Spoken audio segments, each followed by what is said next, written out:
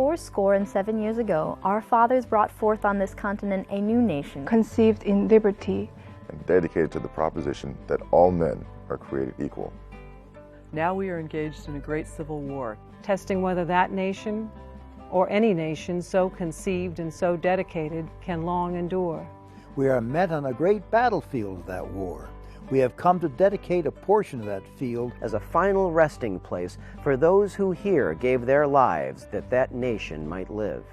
It is altogether fitting and proper that we should do this, but in a larger sense. We cannot dedicate. We cannot consecrate.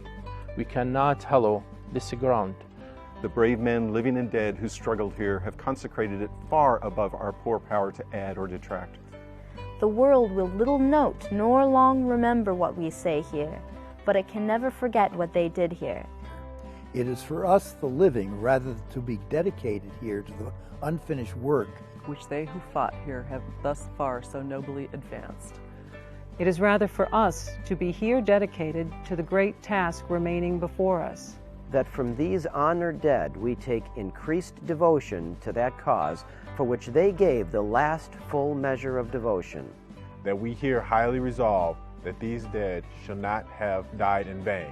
That this nation, under God, shall have a new birth of freedom. And that government of the people, by the people, for the people, shall not perish from the earth. From the earth. From the earth. Shall not perish from the earth.